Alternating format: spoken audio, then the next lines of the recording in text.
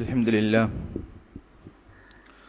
نحمده ونستعينه ونستهديه ونستغفره ونؤمن به ونتوكل عليه ونعوذ بالله تعالى من شرور أنفسنا ومن سيئات أعمالنا من يهده الله فلا مضل له ومن يضلله فلن تجد له وليا مرشدا أشهد أن لا إله إلا الله وحده لا شريك له خصنا بخير كتاب أنزل وأكرمنا بخير نبي أرسل وجعلنا خير أمة أخرجت للناس نأمر بالمعروف وننهى عن المنكر ونؤمن بالله وأشهد أن سيدنا وحبيبنا وقائدنا وأسوتنا محمدا عبده ورسوله أدى الأمانة وبلغ الرسالة ونصح للأمة وجاهد في الله حق جهاده وتركنا على المحجة البيضاء ليلها كنهارها لا يزيغ عنها إلا هالك اللهم صل وسلم على هذا النبي الكريم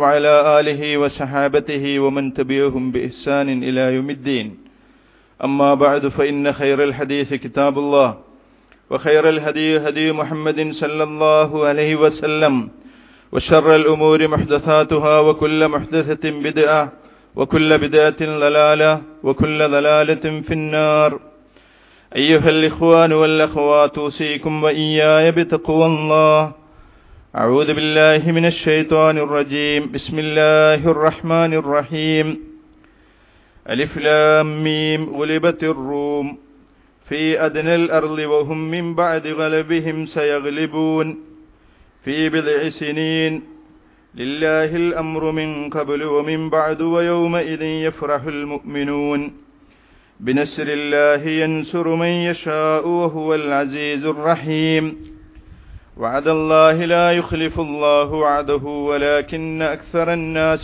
لا يعلمون صدق الله العلي العليم. പ്രിയപ്പെട്ട സഹോദരന്മാരെ സഹോദരിമാരെ, അല്ലാഹു സുബ്ഹാനഹു വ തആലയെ സൂക്ഷിച്ച് മുത്തഖീങ്ങളായി ജീവിക്കുവാൻ ശ്രദ്ധിക്കണമെന്ന് ആദ്യമായി എന്നെയും നിങ്ങളെയും ഞാൻ ഉണർത്തുകയാണ്. സത്യവിശ്വാസികളുടെ പ്രാർത്ഥന പരിശുദ്ധ ഖുർആൻ ഉദ്ധരിക്കുന്നതുപോലെ തവഫനി മുസ്ലിമൻ വ അൽഹിഖ്നി ബിസ്സാലിഹീൻ, മുസ്ലിമായി പടച്ചവനെ എന്നെ മരിപ്പിക്കുകയും സജ്ജനങ്ങളുടെ കൂടെ ചേർക്കുകയും ചെയ്യണമേ എന്നതാണ്. എല്ലായ്പ്പോഴും അതിനുവേണ്ടി ആഗ്രഹിക്കുകയും പരിശ്രമിക്കുകയും പ്രാർത്ഥിക്കുകയും ചെയ്യുക. മുസ്ലിമായി ജീവിക്കുന്ന അവസ്ഥയിൽ എന്ന് പറഞ്ഞാൽ പേരുകൊണ്ട് നമ്മളെല്ലാവരും എല്ലാ കാലത്തും മുസ്ലിങ്ങളാണ്. പക്ഷേ കർമ്മങ്ങൾ കൊണ്ട് അള്ളാഹുവിന് വിധേയമായി അവന് കീഴ്വണങ്ങി ജീവിക്കുക എന്നതാണ് ഇസ്ലാം അല്ലെങ്കിൽ മുസ്ലിം എന്നതുകൊണ്ട് ഉദ്ദേശിക്കുന്നത്. ആ അർത്ഥത്തിൽ മുസ്ലിമായി ജീവിച്ചുകൊണ്ടിരിക്കുമ്പോൾ മരിക്കുകയും അങ്ങനെ മുസ്ലിങ്ങൾക്ക്, ആ വിധത്തിലുള്ള മുസ്ലിങ്ങൾക്ക് അല്ലാഹു സുബ്ഹാനഹു വ തആല സജ്ജമാക്കിയിട്ടുള്ള സ്വർഗ്ഗത്തിൽ എത്തിച്ചേരുകയും അങ്ങനെ സത്യവിശ്വാസികളുടെ സജ്ജനങ്ങളുടെ കൂടെ സ്വർഗ്ഗത്തിൽ കഴിയുകയും ചെയ്യുക എന്നതാണ് നമ്മുടെ എല്ലാവരുടെയും ആഗ്രഹവും ഏറ്റവും വലിയ സ്വപ്നവും.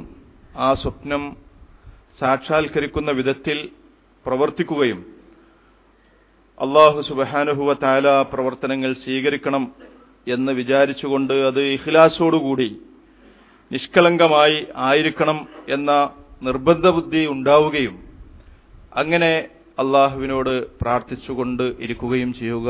അല്ലാഹു സുബ്ഹാനഹു വ തആല നമ്മെ എല്ലാവരെയും യഥാർത്ഥ മുസ്ലിങ്ങളുടെ കൂട്ടത്തിൽ, മുഅ്മിനുകളുടെ കൂട്ടത്തിൽ ഉൾപ്പെടുത്തുമാറാവട്ടെ. അവന്റെ സ്വർഗ്ഗത്തിലെ ജന്നാത്തുൽ ഫിർദൗസിൽ നമ്മെ എല്ലാവരെയും ഒരുമിച്ച് കൂട്ടുകയും ചെയ്യുമാറാവട്ടെ.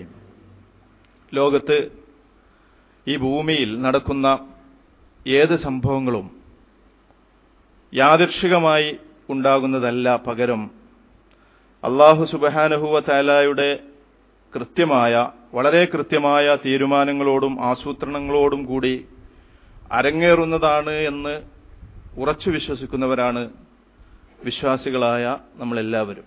ഇത് നമ്മുടെ ഈമാനിന്റെ ഭാഗമാണ്. അള്ളാഹു തീരുമാനിക്കാത്തതൊന്നും ഈ ലോകത്ത് നടക്കുന്നില്ല. അള്ളാഹു തീരുമാനിച്ചത് മാത്രമാണ് ഈ ലോകത്ത് നടക്കുന്നത് എന്ന് വിശ്വസിക്കേണ്ടത് വിശ്വാസികളുടെ വിശ്വാസത്തിന്റെ ഈമാനിന്റെ ഭാഗമാണ് എന്ന് നമുക്കെല്ലാവർക്കും അറിയാം. ആ അർത്ഥത്തിൽ ലോകത്ത് എന്ത് സംഭവങ്ങൾ ഉണ്ടായാലും അത് നമ്മുടെ ജീവിതത്തിലാവട്ടെ, നമ്മുടെ ചുറ്റുപാടാവട്ടെ, നമ്മുടെ കുടുംബങ്ങളിലാവട്ടെ, നമ്മുടെ നാട്ടില്, രാജ്യത്ത്, ലോകത്ത് എവിടെയാകട്ടെ, ആ സംഭവങ്ങളെയൊക്കെ നമ്മൾ നോക്കിക്കാണുന്നത് അല്ലാഹു സുബ്ഹാനഹു വ തആലയുടെ സുന്നത്ത്, നടപടിക്രമം എന്ന അർത്ഥത്തിലാണ്. എന്തു തന്നെ പരിശുദ്ധ ഖുർആൻ പറഞ്ഞതുപോലെ ഒരു ഇല, ഒരു മരത്തിൽ നിന്ന്, ഒരു ചെടിയിൽ നിന്ന് ഒരു ഇല വീഴുക പോലും ചെയ്യുന്നില്ല, ഒരു ഇല പോലും വീഴുന്നില്ല അല്ലാഹു സുബ്ഹാനഹു വ തആല അറിയാതെ. അപ്പൊ അത്രയും സൂക്ഷ്മമായ അല്ലാഹുവിന്റെ കരങ്ങളാണ് എല്ലാ പ്രവർത്തനങ്ങൾക്കും അല്ലെങ്കിൽ എല്ലാ സംഭവങ്ങൾക്കും പിന്നിലുള്ളത് എന്ന് വിശ്വസിക്കുന്ന നമ്മെ സംബന്ധിച്ചിടത്തോളം ഏത് സംഭവങ്ങളെയും ആ ഒരു വീക്ഷണകോണിലൂടെയാണ് നമ്മൾ നോക്കിക്കാണുക, അല്ലെങ്കിൽ നോക്കി കാണേണ്ടത്. ഏറ്റവും ഒടുവിലുണ്ടായ ഫലസ്തീൻ പ്രശ്നത്തിലും നമ്മൾ ആ ഒരു കാഴ്ചപ്പാടോടുകൂടി തന്നെയാണ് സംഭവങ്ങളെ വിലയിരുത്തുകയും അല്ലെങ്കിൽ വിലയിരുത്തേണ്ടതും എന്ന് പ്രത്യേകിച്ച് പറയേണ്ടതില്ല. ഈ നടന്നു കഴിഞ്ഞ സംഭവങ്ങൾ ഒരിക്കലും യാദൃച്ഛികമല്ല എന്ന് നമ്മൾ ഉറച്ചു വിശ്വസിക്കുന്നു.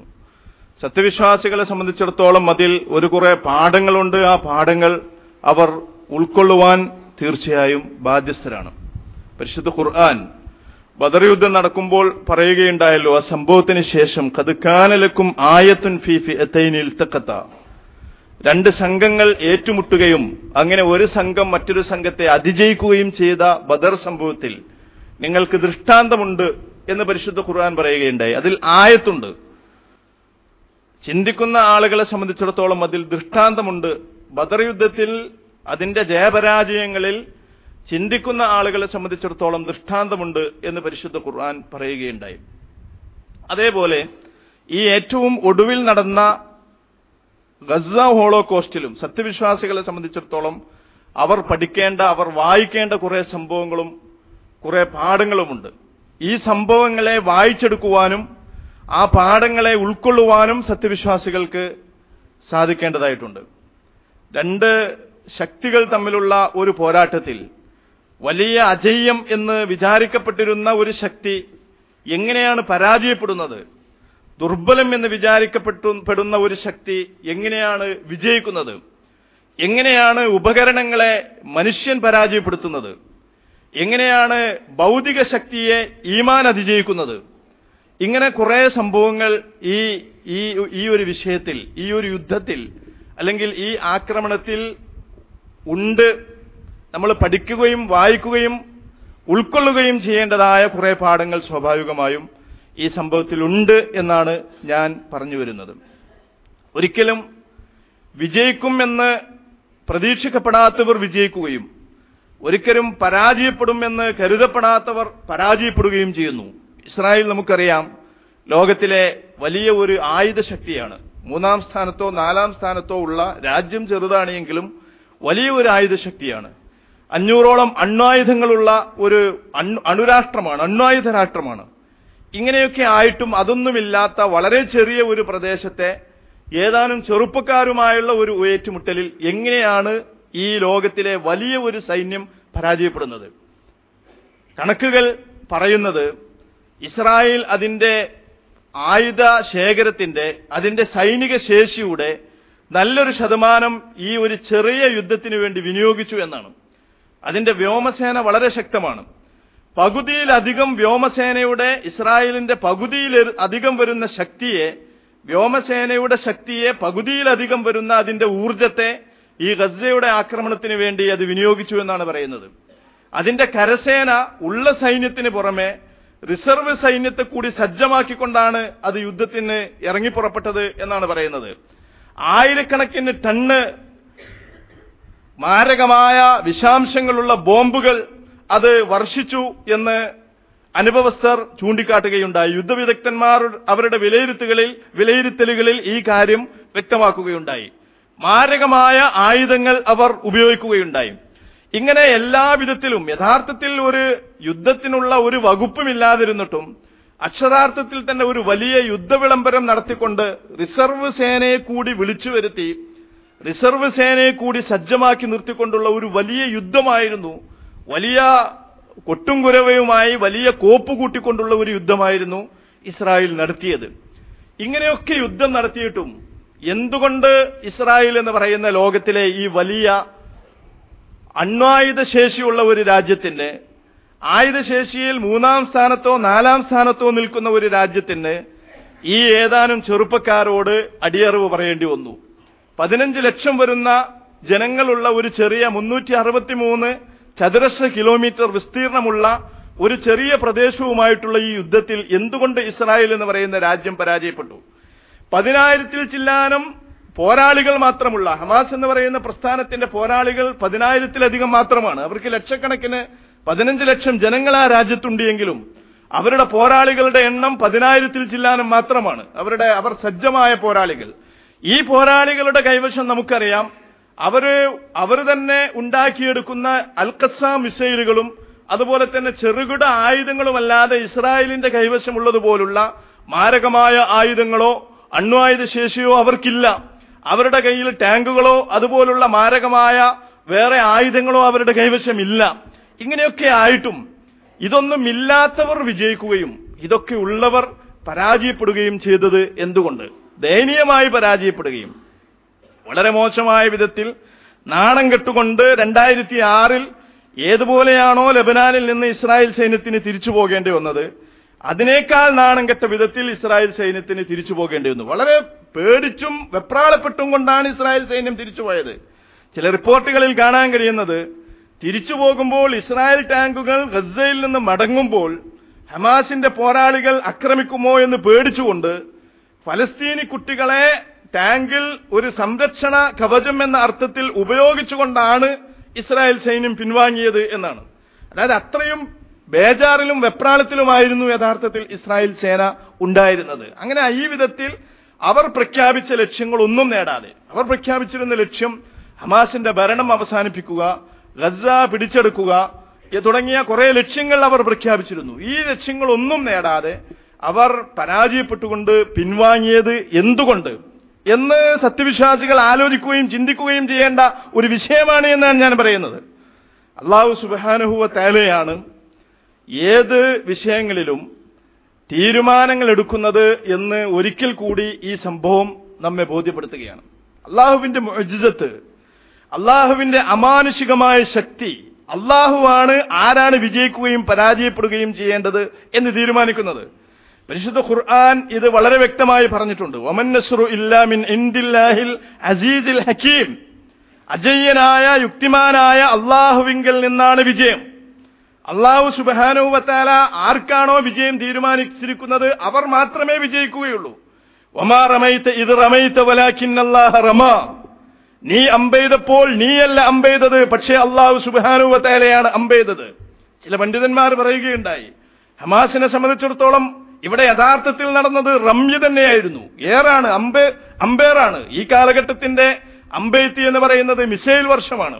അപ്പോ ഇവരുടെ ഈ മിസൈലുകളാണ് യഥാർത്ഥത്തിൽ ഈ കാലഘട്ടത്തിന്റെ അമ്പ്. പരിശുദ്ധ ഖുർആൻ പ്രവാചകനോട് പറഞ്ഞിട്ടുണ്ട്, നീ അമ്പെയ്തപ്പോൾ യഥാർത്ഥത്തിൽ നീയല്ല അമ്പെയ്തത്, അള്ളാഹുവാണ് അമ്പെയ്തത്. അപ്പൊ ഹമാസിന്റെ പോരാളികളാണ് യഥാർത്ഥത്തിൽ അവരുണ്ടാക്കിയ ഈ ഇരുമ്പ് തകിടുകൾ കൊണ്ടുള്ള മിസൈലുകൾ വർഷിക്കുന്നത് എങ്കിലും, അവരാണത് തൊടുത്തുവിടുന്നത് എങ്കിലും യഥാർത്ഥത്തിൽ അത് തൊടുത്തുവിടുന്നത് അല്ലാഹു സുബ്ഹാനഹു വ തആലയാണ്. നിങ്ങൾക്ക് മാരകമായ പരിക്കേറ്റു എന്ന് നിങ്ങൾ വിചാരിക്കുന്നു. ഈ യുദ്ധം മുസ്ലിം ഉമ്മത്തിനെ സംബന്ധിച്ചിടത്തോളം വലിയ ക്ഷീണം വരുത്തി, അവർക്ക് വലിയ ഡാമേജ് ഉണ്ടാക്കി എന്ന് മുസ്ലിം ഉമ്മത്തിലെ പല ആളുകളും, പല ഭരണാധികാരികളും, പല ബുദ്ധിജീവികളും, പല ചിന്തകന്മാരും അഭിപ്രായപ്പെടുന്നു. പക്ഷേ അള്ളാഹുവിനെ സംബന്ധിച്ചിടത്തോളം വഅസ അൻ തക്റഹു ശൈഅൻ വഹുവ ഖൈറുൽ ലക്കും വഅസ അൻ തുഹിബ്ബു ശൈഅൻ വഹുവ ശർറുൽ ലക്കും വല്ലാഹു യഅലമു വഅൻതും ലാ തഅലമൂൻ. നിങ്ങൾ വെറുക്കുന്ന ഒരു കാര്യം നിങ്ങൾ വെറുക്കുന്നു, പക്ഷെ അത് നിങ്ങൾക്ക് നന്നായിരിക്കും. നിങ്ങളൊരു കാര്യം ഇഷ്ടപ്പെടുന്നു, പക്ഷെ അത് നിങ്ങൾക്ക് ഷർറായിരിക്കും. വല്ലാഹു യഅലമു വഅൻതും ലാ തഅലമൂൻ. അള്ളാഹുവിനറിയാം, നിങ്ങൾക്കറിയുകയില്ല. യുദ്ധം ആരംഭിക്കുകയും 1323 ആളുകൾ മരിക്കുകയും 6000-ഓളം ആളുകൾക്ക് മാരകമായി പരിക്കേൽക്കുകയും ചെയ്തപ്പോൾ പല ആളുകളും ഇത് മുസ്ലിം ഉമ്മത്തിനെ സംബന്ധിച്ചിടത്തോളം വലിയ ഒരു ദുരന്തമാണ് എന്ന് വിലയിരുത്തുകയുണ്ടായി.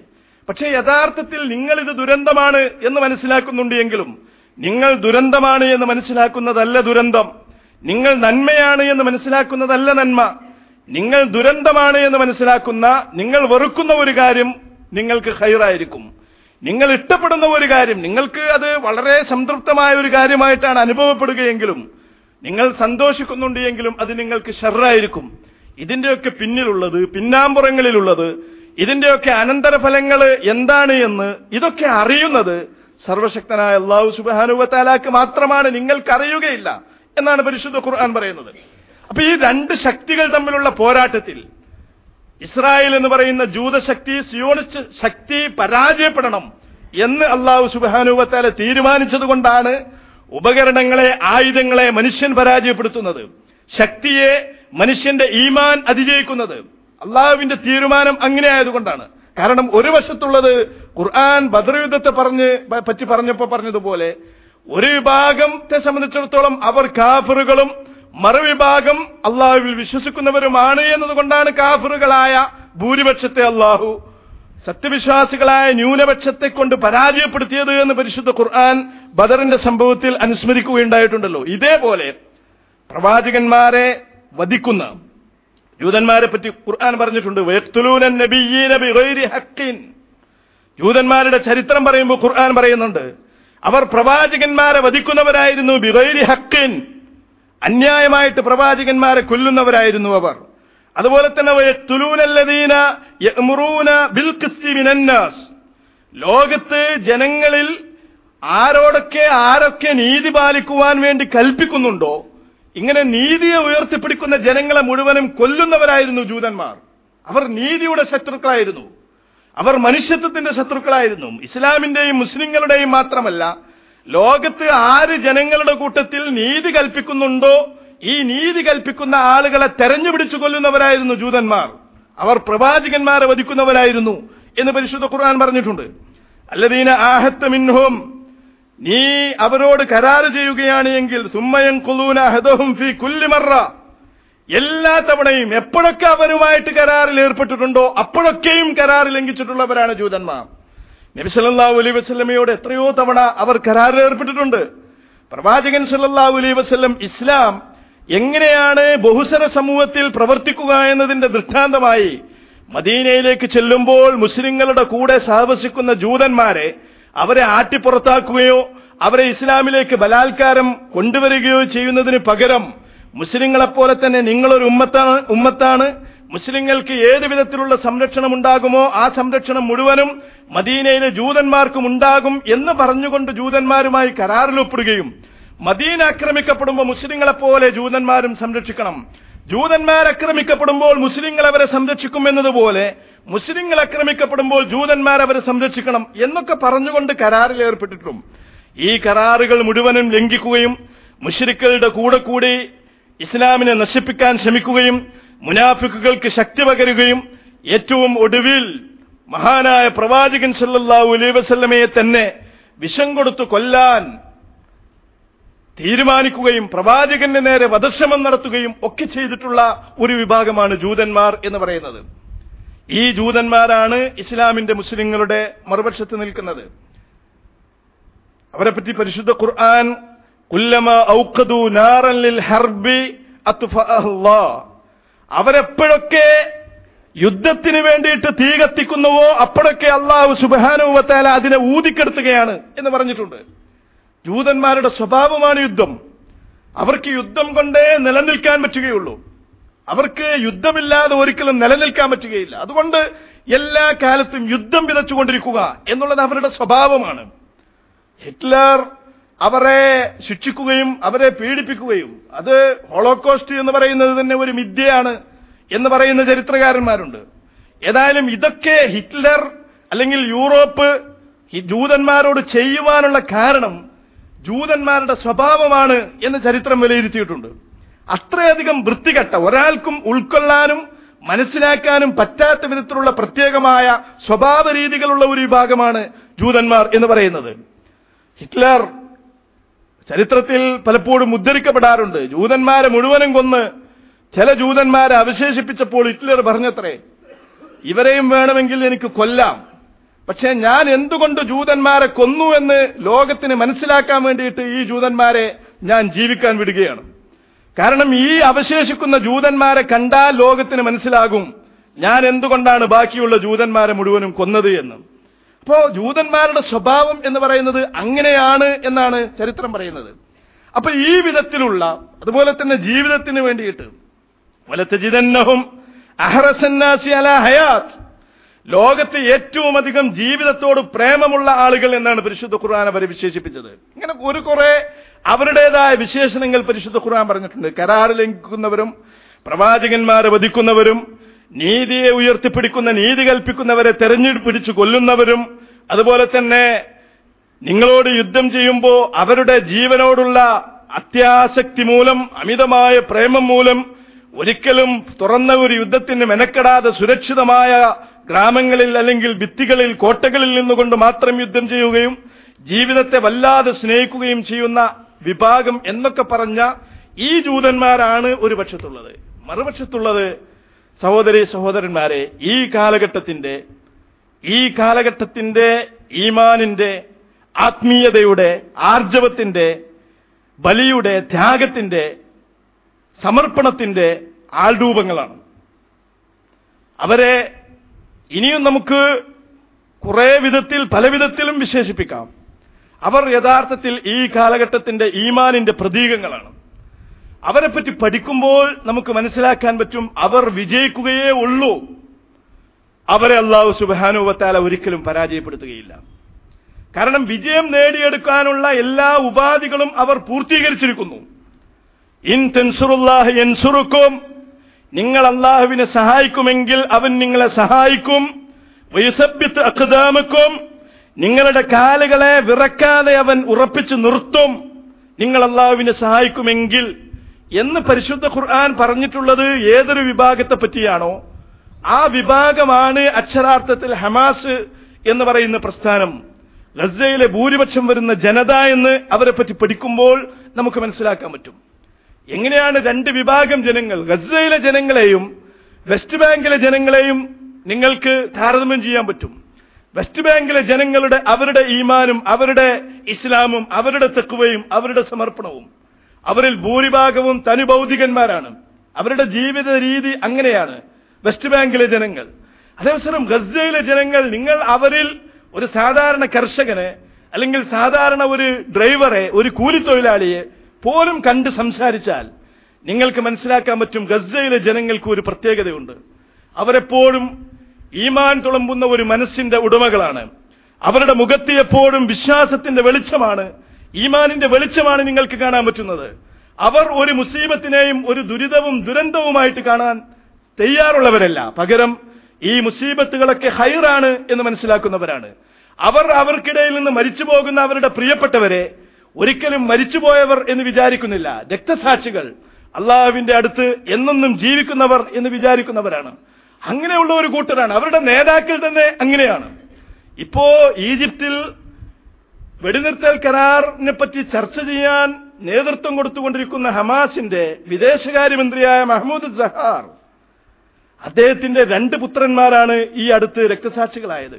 അദ്ദേഹത്തിന്റെ വലിയ 2 മക്കൾ, അദ്ദേഹത്തിന്റെ കുടുംബത്തിലെ 2 പ്രധാനപ്പെട്ട നെടുന്തൂണുകൾ രക്തസാക്ഷികളായി. ഒരാൾക്ക് പിറകെ മറ്റൊരാൾ രക്തസാക്ഷിയായി. അതിനിടയിലാണ് അദ്ദേഹം ഫലസ്തീനു വേണ്ടിയിട്ട് ഓടി നടക്കുന്നത്. അങ്ങനെയുള്ള ഒരു മനുഷ്യനാണ് അതിന് നേതൃത്വം കൊടുത്തുകൊണ്ടിരിക്കുന്നത്. മറുഭാഗത്ത് വെസ്റ്റ് ബാങ്കിലെ ഭരണത്തിന് നേതൃത്വം കൊടുത്തുകൊണ്ടിരിക്കുന്ന മഹ്മൂദ് അബ്ബാസ് എന്ന് പറയുന്ന തികഞ്ഞ മതേതരവാദിയും നിർമ്മതനും ഇസ്ലാം വിരോധിയും ഇസ്ലാമിക പ്രസ്ഥാനങ്ങളുടെ ശത്രുവും ഹമാസിനെ നശിപ്പിക്കാൻ വേണ്ടിയിട്ട് ജൂതന്മാരുടെയും അമേരിക്കയുടെയും ഈജിപ്തിന്റെയും കൂടെ നിൽക്കുകയും ചെയ്ത മഹ്മൂദ് അബ്ബാസ് ജീവിക്കുന്നത് ഒരു വലിയ കൊട്ടാരത്തിലാണ്. ഇസ്രായേൽ ഉണ്ടാക്കി കൊടുക്കുന്ന കൊട്ടാരം, അമേരിക്കയുടെ ആശീർവാദത്തോടു കൂടി ഉണ്ടാക്കുന്ന കൊട്ടാരം. ഈ മഹ്മൂദ് അബ്ബാസിന്റെ മക്കളും മഹ്മൂദ് അബ്ബാസും കോടീശ്വരന്മാരാണ്. അയാളുടെ മക്കൾ സമ്പത്തുണ്ടാക്കാൻ വേണ്ടിയിട്ട് നെട്ടോട്ടം നടത്തിക്കൊണ്ടിരിക്കുകയാണ്. മഹ്മൂദ് സഹാറിന്റെയും ഇസ്മായിൽ ഹനിയയുടെയും മക്കൾ അവർ കർമ്മഭൂമിയിലെ പോരാട്ടത്തിലാണ്. അവരുടെ ഫലസ്തീന്റെ മോചനത്തിന് വേണ്ടിയിട്ടുള്ള പോരാട്ടത്തിലാണ്. ഇങ്ങനെയുള്ള ഒരു വിഭാഗത്തെ സംബന്ധിച്ചിടത്തോളം നിങ്ങൾ ആലോചിച്ച് നോക്കുക, അവരെങ്ങനെ ജയിക്കാതിരിക്കും? അവരുടെ കുട്ടികൾ, അവരുടെ പെണ്ണുങ്ങൾ, അവരുടെ മക്കൾ, സന്താനങ്ങൾ അവരെങ്ങനെയാണ് പരാജയപ്പെടുക? അല്ലാഹു സുബ്ഹാനഹു വ തആല അവരെ ഒരർത്ഥത്തിലും പരാജയപ്പെടുത്തുകയില്ല. ഉമ്മു സുഹൈബ്, ഒരു രക്തസാക്ഷികളുടെ ഉമ്മ, 4 മക്കളെയാണ് ഈ യുദ്ധത്തിൽ അവർക്ക് നഷ്ടപ്പെട്ടത്. 4 മക്കളെ നഷ്ടപ്പെട്ട് യുദ്ധമൊക്കെ കഴിഞ്ഞ് അവർ ഹമാസിന്റെ നേതാക്കളെ കാണാൻ വേണ്ടിയിട്ട് വന്നു. അപ്പൊ 4 മക്കളെ നഷ്ടപ്പെട്ട ഒരു ഉമ്മയാണ് വരാൻ പോകുന്നത് എന്ന് കണ്ടപ്പോൾ ഹമാസിന്റെ നേതാക്കൾ അവരെ ആശ്വസിപ്പിക്കാനുള്ള വാചകങ്ങൾ കണ്ടുവച്ചു. 4 മക്കളെ നഷ്ടപ്പെട്ട രക്തസാക്ഷികളായ നിങ്ങൾ യഥാർത്ഥത്തിൽ ഖൻസാഇനെ പോലെയാണ്. ഖൻസ ഇസ്ലാമിക ചരിത്രത്തിലെ പ്രസിദ്ധയായ മഹദിയാണ്. മക്കളെ മുഴുവനും ജിഹാദിന് വേണ്ടിയിട്ട് പ്രേരിപ്പിക്കുകയും അവരെല്ലാവരും ഒന്നൊന്നായി ഇസ്ലാമിന് വേണ്ടിയിട്ടുള്ള ജിഹാദിൽ രക്തസാക്ഷികളാവുകയും ചെയ്തപ്പോ അൽഹംദുലില്ലാഹില്ലദീ ശറഫനി ബിഖത്ലിഹിം, ഇവരെയൊക്കെ രക്തസാക്ഷികളാക്കിയ അല്ലാഹുവിന്റെ സ്തുതി എന്ന് പറഞ്ഞ മഹദിയാണ് ഖൻസ. അപ്പോൾ നിങ്ങൾ ഖൻസ ആണ് എന്ന് പറഞ്ഞുകൊണ്ട് അവരെ ആശ്വസിപ്പിക്കാൻ വേണ്ടിയിട്ട് ഹമാസിന്റെ നേതാക്കൾ കാത്തിരിക്കുമ്പോ അവർ കടന്നു വന്നപ്പോൾ തന്നെ അവർ പറയാൻ തുടങ്ങി, നിങ്ങൾ യഥാർത്ഥത്തിൽ സഹോദരി ഇസ്ലാമിക ചരിത്രത്തിലെ ഖൻസാഇനെ പോലെയാണ്. 4 മക്കളെ രക്തസാക്ഷ്യത്തിന് ഫലസ്തീനു വേണ്ടി നൽകിയ മഹദിയായ ഉമ്മ. ഇത് പറയാൻ തുടങ്ങിയപ്പോൾ തന്നെ അവർ പറഞ്ഞു, നിങ്ങൾ അതൊന്നും പറയണ്ട, ഞാനല്ല ഖൻസാ. നമ്മുടെ ഈ ഗസയിൽ എത്രയെത്ര ഖൻസാഇനെ പോലുള്ള മഹദികളുണ്ട്, അവരുടെ കൂട്ടത്തിൽ ഞാൻ ആരുമല്ല. നിങ്ങൾ എന്നെ ആശ്വസിപ്പിക്കേണ്ടതില്ല. എന്റെ 4 മക്കൾ നഷ്ടപ്പെട്ടു എന്ന് നിങ്ങൾ പറയുന്നു. എനിക്ക് യഥാർത്ഥത്തിൽ 4 മക്കൾ നഷ്ടപ്പെടുകയല്ല, 4 മക്കളെ നേടുകയാണല്ലോ ഞാൻ ചെയ്തത്. അവരെ ഞാൻ സ്വർഗത്തിൽ കരുതി വച്ചിരിക്കുകയാണ്. അവർ അള്ളാഹുവിന്റെ കരുതിവെപ്പുകളാണ്. ഒരിക്കലും അവർ നഷ്ടപ്പെട്ടവരല്ല. അവർ നഷ്ടപ്പെട്ടു എന്ന് നിങ്ങൾ പറയരുത്. എനിക്ക് 4 മക്കളുണ്ട്. ഞാൻ ഈ 4 മക്കളെ പെറ്റത് ഫലസ്തീന് വേണ്ടിയിട്ടാണ്. ഇനി എനിക്ക് 4 മക്കൾ കൂടിയുണ്ട്. ഈ 4 മക്കളെയും ഞാൻ പെറ്റിട്ടുള്ളത് ഫലസ്തീന് വേണ്ടിയിട്ട് തന്നെയാണ്. അപ്പൊ എന്റെ 8 മക്കളെയും ഫലസ്തീന് വേണ്ടിയിട്ട് കൊടുക്കാനാണ് ഞാൻ തീരുമാനിച്ചിട്ടുള്ളത്. അതേപോലെ എന്റെ ഈ 8 മക്കളുടെ ഉപ്പയെയും അവരോടൊപ്പം ഞാനും ഇതിനു വേണ്ടിയിട്ട് രക്തസാക്ഷിയായി മുന്നോട്ട് പോകണമെന്നാണ് ഞങ്ങൾ തീരുമാനിച്ചിട്ടുള്ളത്. അതുകൊണ്ട് ഒരിക്കലും നിലവിലുള്ള നിലപാടുകളിൽ നിന്ന് നിങ്ങൾ 1 ഇഞ്ച് പിന്നോട്ട് പോകരുത്. നമ്മുടെ അതിർത്തികൾ തുറന്നു കിട്ടുന്നത് വരെ, നമ്മുടെ രാജ്യത്തിന് സ്വാതന്ത്ര്യം കിട്ടുന്നത് വരെ നിങ്ങൾ ഹമാസിന്റെ നേതാക്കൾ ഉറച്ചു നിൽക്കണം. ഒരു വിധത്തിലും ഈ പോരാട്ടത്തിൽ നിന്ന് 1 ഇഞ്ച് പിന്നോട്ട് പോകരുത് എന്ന് പറയാൻ വേണ്ടിയിട്ടാണ് ഞാൻ വന്നത് എന്നാണ് ഉമ്മു സുഹൈബ് പറഞ്ഞത്. ഇതാണ് ആ നാട്ടിലെ ജനത എന്ന് പറയുന്നത്. ഇവരെ ആർക്കാണ് തോൽപ്പിക്കാൻ പറ്റുക? അൽ ജസീറ ചാനൽ ഇപ്പോഴും പല ഇടവേളകളിലും പല കുട്ടികളുടെയും ചിത്രങ്ങൾ കാണിക്കാറുണ്ട്. ചില കുട്ടികള് ആവേശത്തോടുകൂടി പ്രസംഗിക്കുന്നത് നിങ്ങൾക്ക് കാണാൻ പറ്റും. ഞങ്ങളുടെ അവസ്ഥ എന്താണ്? 2 കാലും മുട്ടിന്റെ താഴെ, തുടയുടെ താഴെ മുറിച്ചു മാറ്റിയ സുന്ദരിയായ ഒരു പെൺകുട്ടി, അവൾക്ക് ഒരു 10 വയസ്സ് കാണും.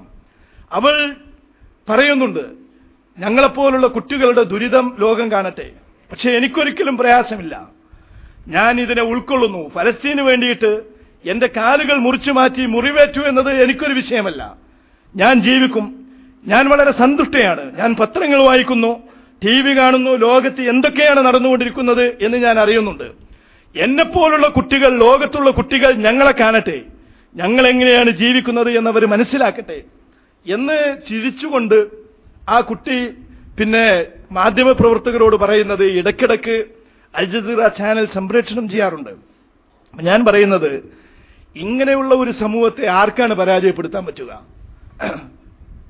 മരിക്കാൻ തീരുമാനിച്ചു കഴിഞ്ഞാൽ ജീവിതം എന്ന് പറയുന്നത് ജൂതന്മാരെ പോലെ ഒരിക്കലും എല്ലായ്പ്പോഴും അമൂല്യമാണ്, അത് നഷ്ടപ്പെടുത്തരുത് എന്ന് യാതൊരുവിധ നിർബന്ധവും ഇല്ലാത്ത, നന്മകൾക്ക് വേണ്ടി വലിയ ത്യാഗങ്ങൾ സഹിക്കാൻ തീരുമാനിച്ചു കഴിഞ്ഞിട്ടുള്ള, രാജ്യത്തിന്റെ മോചനത്തിനും ഇസ്ലാമിനും വേണ്ടി ജീവൻ ബലിയർപ്പിക്കുവാൻ തയ്യാറായി കഴിഞ്ഞിട്ടുള്ള ഒരു ജനതയെ അവരെ ആർക്കും പരാജയപ്പെടുത്താൻ സാധ്യമല്ല. അങ്ങനെയുള്ള ഒരു അവസ്ഥയിലേക്ക് അവർ വന്നപ്പോഴാണ് അല്ലാഹു സുബ്ഹാനഹു വ തആല അവരെ വിജയിപ്പിച്ചത്. അപ്പൊ എങ്ങനെയാണ് ഗസയിൽ ഭൂരിപക്ഷത്തെ അല്ലെങ്കിൽ ശക്തിയെ അശക്തർ, ന്യൂനപക്ഷം, ആയുധങ്ങളില്ലാത്തവർ പരാജയപ്പെടുത്തിയത് എന്ന ചോദ്യത്തിന്റെ ഏറ്റവും പ്രധാനപ്പെട്ട ഉത്തരം ഇതാണ്. ഇന്ന് ലോകത്ത് മുഴുവനും ഇസ്ലാമിക ഉമ്മത്ത് ഈ വിജയം ആഘോഷിക്കുകയാണ്. അല്ലാഹു സുബ്ഹാനഹു വ തആല പറഞ്ഞല്ലോ, ലില്ലാഹിൽ അംറു മിൻ ഖബൽ വമിൻ ബഅദ് വയൗമഇദിൻ യഫ്റഹുൽ മുഅ്മിനൂൻ. അല്ലാഹു സുബ്ഹാനഹു വ തആലയാണ് എല്ലായ്പ്പോഴും കാര്യങ്ങൾ തീരുമാനിക്കുന്നത്. റോമയും പേർഷ്യയുമായുള്ള യുദ്ധത്തിൽ റോമ പരാജയപ്പെട്ടപ്പോൾ മുസ്ലിങ്ങൾ ദുഃഖിച്ചു. പേർഷ്യ വിജയിക്കരുത്, കാരണം അവർ മജൂസികളാണ്, ആരാധകരാണ്.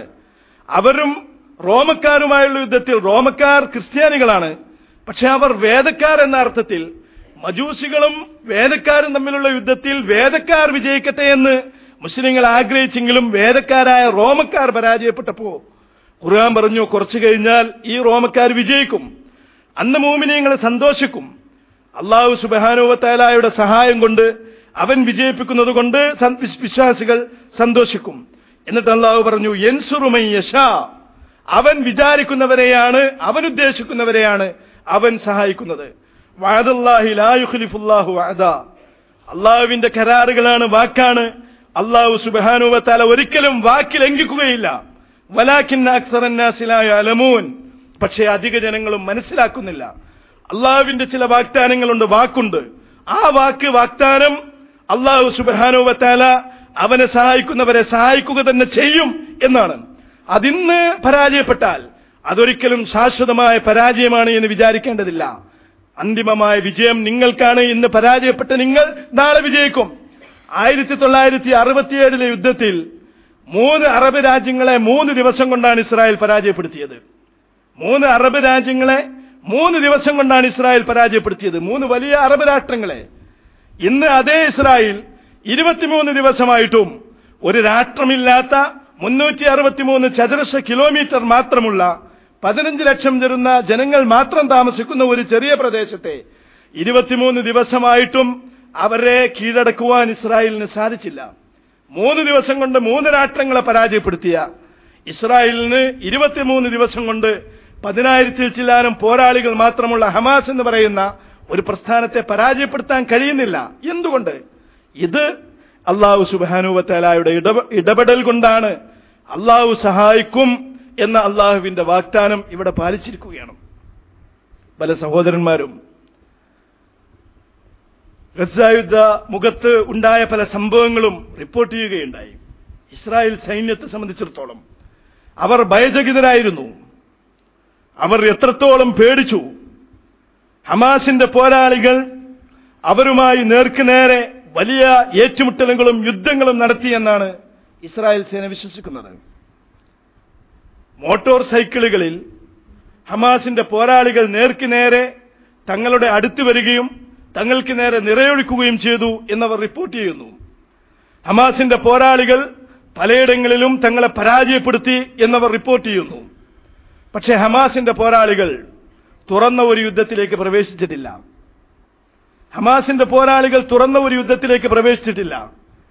ഹമാസിന്റെ പോരാളികൾ തുറന്ന ഒരു യുദ്ധത്തിലേക്ക് വരാതെ തന്നെ ഹമാസിന്റെ പോരാളികൾ ഞങ്ങളെ പലയിടങ്ങളിലും കീഴടക്കുകയും പരാജയപ്പെടുത്തുകയും ചെയ്തു എന്ന് ജൂത പട്ടാളം റിപ്പോർട്ട് ചെയ്തതായി മാധ്യമങ്ങൾ നമുക്ക് പറഞ്ഞു തരുന്നു.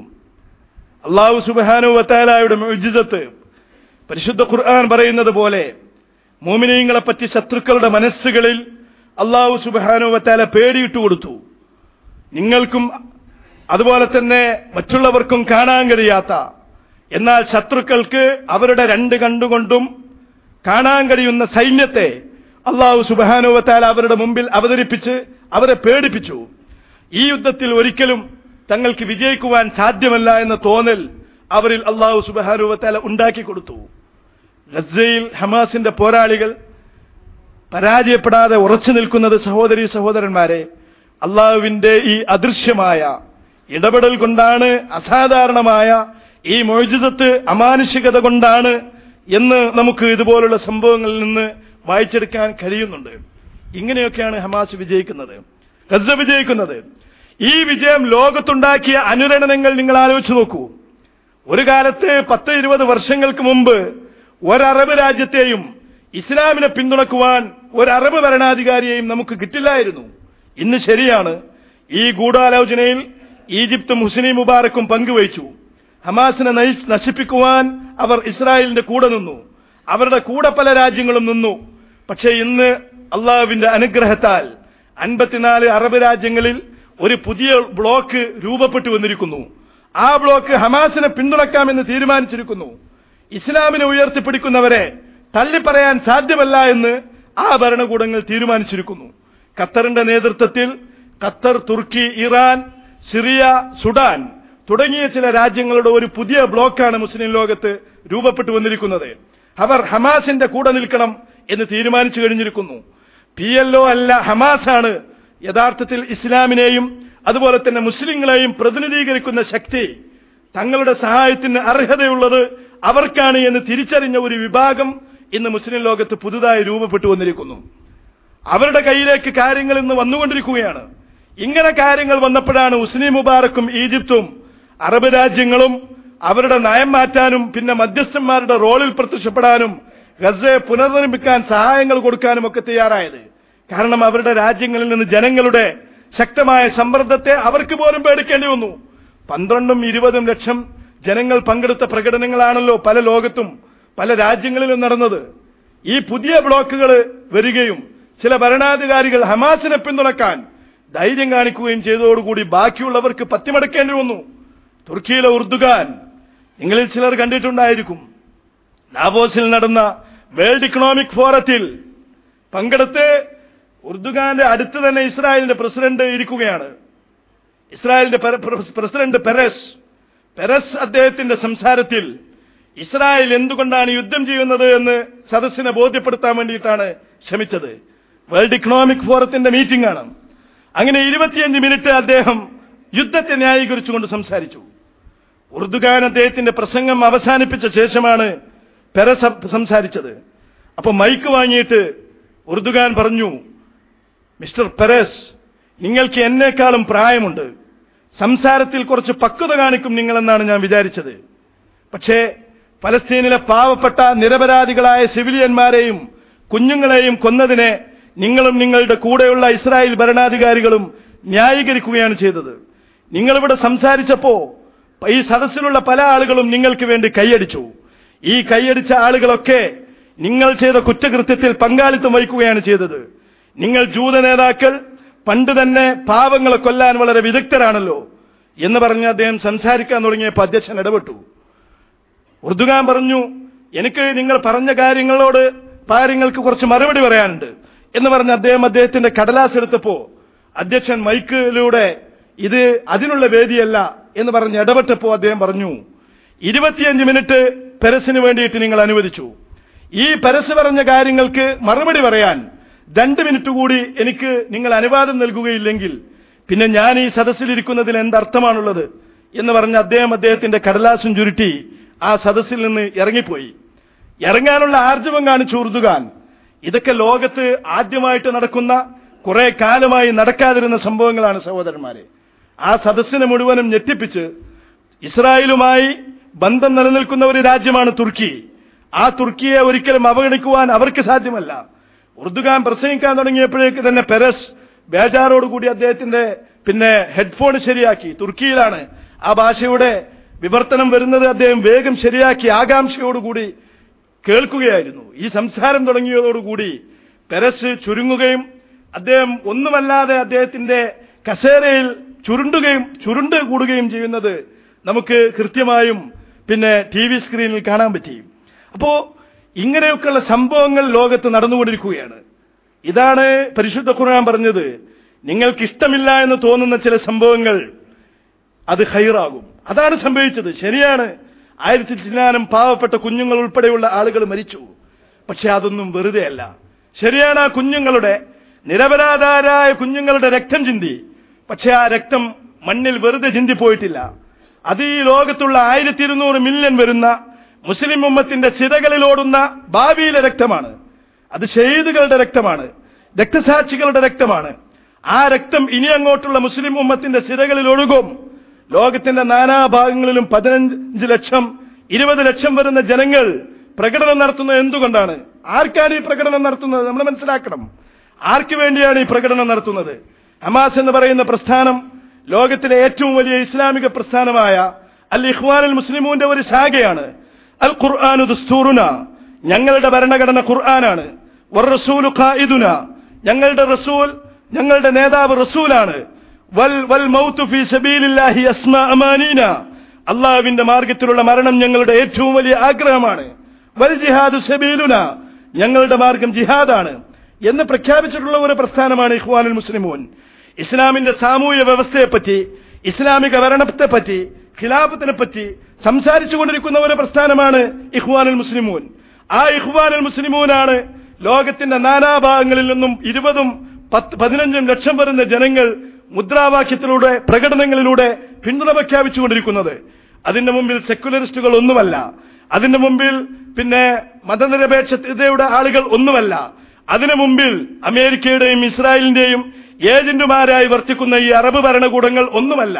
അപ്പൊ ലോകത്തിലെ ജനങ്ങൾ ഈ ഒരൊറ്റ സംഭവത്തിലൂടെ ഇസ്ലാമിന്റെ സാമൂഹ്യ വ്യവസ്ഥയുടെ പിന്നിൽ നിൽക്കുകയാണ് ചെയ്യുന്നത്.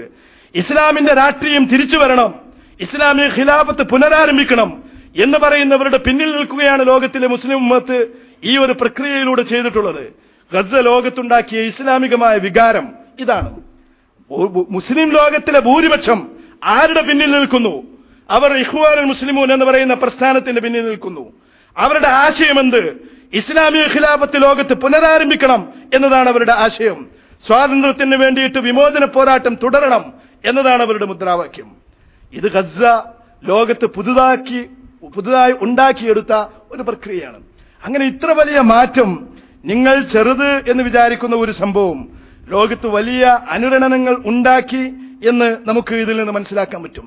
PLO എന്ന് പറയുന്ന പ്രസ്ഥാനം ഒന്നുമല്ലാതെ, കാരണം അതിന്റെ അസ്ലി ഇസ്ലാമല്ല, സെക്യുലറിസമാണ്, മതനിരപേക്ഷതയാണ്, അറബ് സാമുദായികതയും അറബ് ദേശീയതയുമാണ്.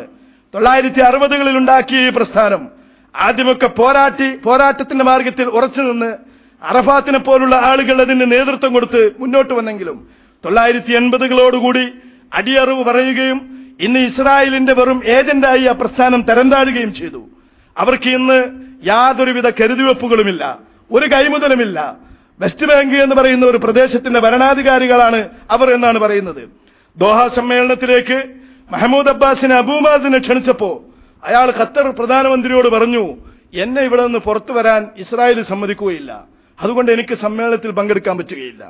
നിങ്ങൾ ആലോചിച്ച് നോക്കുക, ഒരു രാജ്യത്തിന്റെ പ്രസിഡന്റ് എന്ന് പറഞ്ഞ് സ്വയം അവരോധിച്ച ഒരു മനുഷ്യന് ആ വെസ്റ്റ് ബാങ്കിൽ നിന്നൊന്ന് പുറത്തു കിടക്കണമെങ്കിൽ ഈ ഇസ്രായേലിന്റെ അനുവാദം വേണം. പിന്നെ എന്ത് പ്രസിഡന്റാണ് അയാൾ? അങ്ങനെയുള്ള ഒരു പ്രസിഡന്റ്ഷിപ്പ് കൊണ്ട് ഫലസ്തീനികൾക്ക് എങ്ങനെയാണ് അവരുടെ പ്രശ്നങ്ങൾ പരിഹരിക്കാൻ പറ്റുക? അങ്ങനെയുള്ള ഒന്ന് വേണ്ട എന്ന് തീരുമാനിച്ചിട്ടുള്ളവരാണ് ഹമാസ്. അതുകൊണ്ട് ശക്തമായിട്ട് പോരാടിയിട്ട് അവകാശങ്ങൾ സ്ഥാപിക്കുക. ഇപ്പൊ അവർ അതാണ് ഈജിപ്തിൽ പറഞ്ഞുകൊണ്ടിരിക്കുന്നത്. അവരുടെ പിന്നാലെ നടക്കുന്നുണ്ട് ഇസ്രായേൽ. തെരഞ്ഞെടുപ്പിൽ വിജയിക്കാൻ അവരുടെ പിന്നാലെ നടക്കുന്നുണ്ട്. ഇത് പ്രശ്നം പരിഹരിക്കണം. പക്ഷെ അവർ 1 ഇഞ്ച് പിന്നോട്ട് പോകാൻ തയ്യാറില്ല. എല്ലാ അതിർത്തികളും തുറക്കണം, ഞങ്ങളുടെ 15 ലക്ഷം വരുന്ന ജനങ്ങൾക്ക് ഭക്ഷണം കിട്ടണം, എല്ലാ അതിർത്തികളും തുറക്കണം, തുറന്നെങ്കിൽ മാത്രമേ ഞങ്ങൾ മിസൈൽ അയക്കുന്നത് അവസാനിപ്പിക്കുകയുള്ളൂ. യുദ്ധം നിർത്തണം എന്ന് മാത്രമല്ല, അതിർത്തികൾ തുറക്കണം. അപ്പൊ അതിർത്തി 10% തുറക്കാം, 5% തുറക്കാം എന്നൊക്കെ ഇസ്രായേൽ പറയുമ്പോൾ പറ്റില്ല. അത് തുറന്നു കിട്ടണം. ഞങ്ങൾ വിചാരിക്കുന്ന വിധത്തിൽ എന്നാണോ തുറന്നു കിട്ടുന്നത് അപ്പോഴേ അത് പിന്നെ യുദ്ധം അവസാനിപ്പിക്കാൻ പറ്റൂ. അല്ലെങ്കിൽ മിസൈൽ അയച്ചുകൊണ്ടിരിക്കും, ഇപ്പോഴും മിസൈൽ അയച്ചുകൊണ്ടിരിക്കുകയാണ്. അതാണ് ഹമാസിന്റെ ശക്തി. അതിനെ തടയാൻ ജൂതന്മാർക്ക് സാധ്യമല്ല. ഹമാസ് പറഞ്ഞിടത്ത് വരച്ചിടത്തേക്ക് ഇസ്രായേലിനെ കൊണ്ടുവരിക തന്നെ ചെയ്യും എന്നാണ് ഹമാസ് തീരുമാനിച്ചിരിക്കുന്നത്. അത് PLOക്ക് സാധ്യമല്ല. കാരണം അവർ നേരത്തെ തന്നെ അവരുടെ വാലി ഇവരുടെ അമ്മിയുടെ ചുവട്ടിൽ വെക്കാൻ തീരുമാനിച്ചിട്ടുള്ളവരാണ്. അവരുടെ മുമ്പിൽ കുമ്പിടാൻ തീരുമാനിച്ചിട്ടുള്ളവരാണ്. അവരുടെ കാൽക്കൽ വീടാൻ തീരുമാനിച്ചിട്ടുള്ളവരാണ്. ഇവർ അങ്ങനെ തീരുമാനിച്ചിട്ടുള്ളവരല്ല. ശക്തിയുടെ ഭാഷ മാത്രമേ ഇവർ വിചാരിക്കുന്നത് പോലെ, PLO വിചാരിക്കുന്നത് പോലെ കരാറുകളുടെ ഭാഷ ജൂതന്മാർക്ക് ഇതുവരെ ചരിത്രത്തിൽ മനസ്സിലായിട്ടില്ല. അവർ കരാർ ലംഘിക്കുന്നവരാണ് എന്ന് ഖുർആൻ പറഞ്ഞു കഴിഞ്ഞ സ്ഥിതിക്ക് അവരുമായിട്ട് ഇതുപോലുള്ള ഒരു അവകാശങ്ങളും നേടിത്തരാത്ത കരാറുകളിൽ ഏർപ്പെട്ടതുകൊണ്ട് കാര്യമില്ല എന്ന് വിചാരിച്ചുകൊണ്ടാണ് ശക്തമായിട്ട് തന്നെ ഒരു നിലപാട് ഹമാസ് സ്വീകരിച്ചിരിക്കുന്നത്. അത് അൽഹംദുലില്ലാഹ് വലിയ വിജയമായി എന്നാണ് നമുക്ക് മനസ്സിലാക്കാൻ കഴിയുന്നത്. ഇതുപോലുള്ള ഒരു കുറെ പാഠങ്ങൾ ഈ സംഭവങ്ങളിൽ നിന്ന് ഉൾക്കൊള്ളണം എന്നാണ് നമ്മൾ പറയുന്നതിന്റെ ചുരുക്കം. അല്ലാഹു അനുഗ്രഹിക്കുമാറാവട്ടെ.